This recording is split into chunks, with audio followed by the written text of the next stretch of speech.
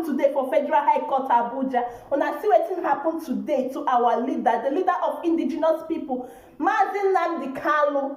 Go court today. They not allow in lawyers enter inside. Which kind country be this one?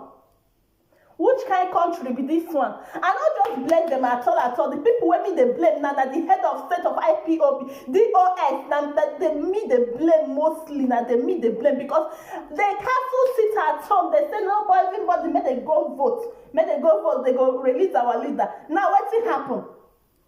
Now wetin happen? Wetin happen for court today? They never even allow lawyers to enter inside the courtroom. They lock them outside until they adjourn the case to January again. Now here they say here they no hear wetin they judge.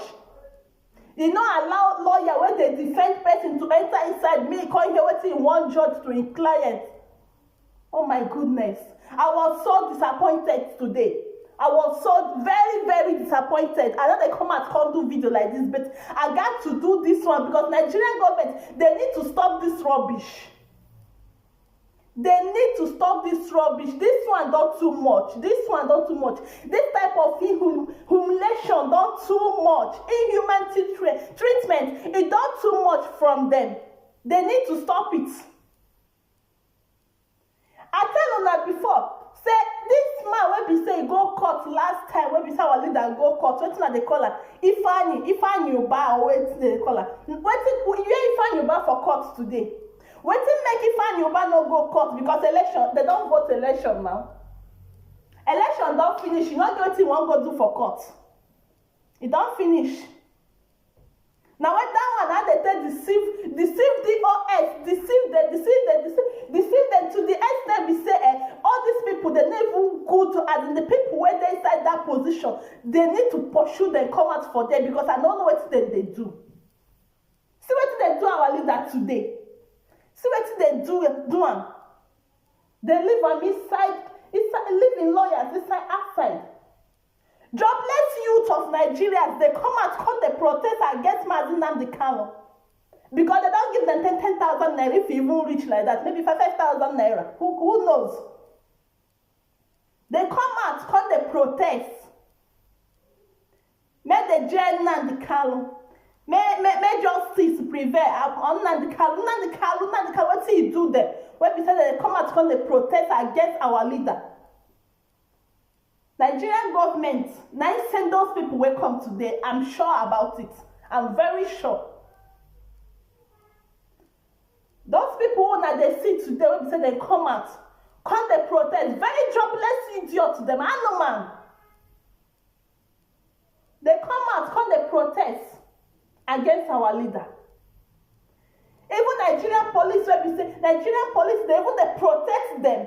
They guide them. They protect them. They protect. May IPOB come protest tomorrow now. Whether they not go buy all of the finish come out.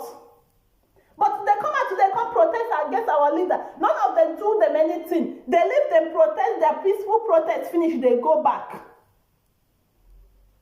Them go back without them, nobody harass them. Nobody harass them to show you say those people now people when we say they don't pay money finish, they don't pay them, tell them what to do and what not to do. They come protest. Whichever way Amadioha go strike them. Amadioha go strike those people. Eh? Happen. The first time when in the morning time they not allow the traditional rulers when they say they come from different villages to come see their son. According to them, they say they come see their son. They not first allow them enter inside. They never allow them enter inside.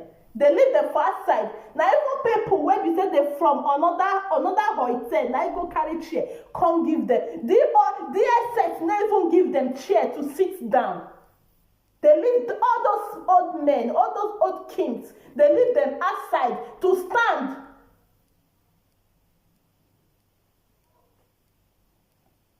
Make una see the way Nigerian government don carry this case too. Even the lawyer wey be say dey follow Barrister Ifeanyi Ejiofor, wey be say na whether na London e from come or na US, I don't know. The lawyer, they not allow am. The lawyer, according to the lawyer, he say don come for that court 5 good times now or 3 times, I don't know. How many times they don't come there? No, they not allow am enter inside the courtroom.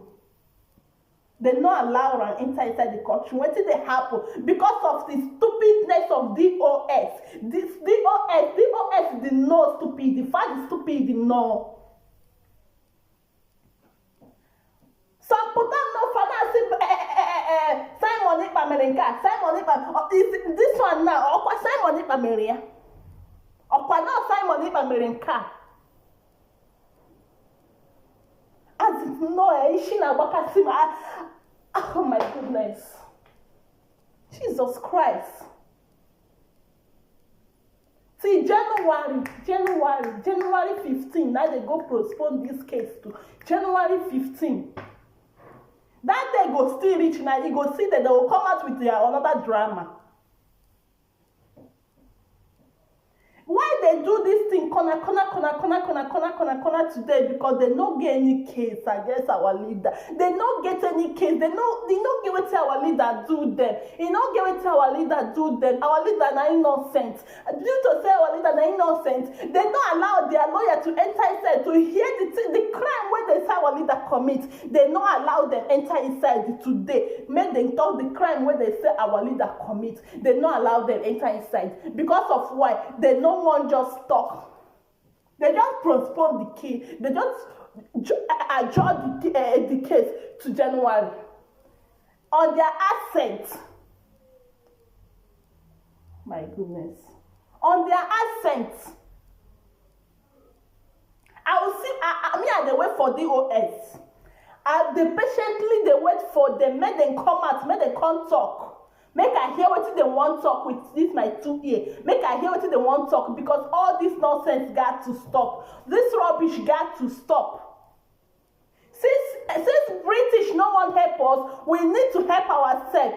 And for we to help ourselves, those who call themselves they are our leaders, DOS, where we say they be head of state. Make them think. Make them think on what to do. Not be say they go just talk something or just a minute to that thing, they go just denounce them. They will just denounce them. See what happen. See what happened today.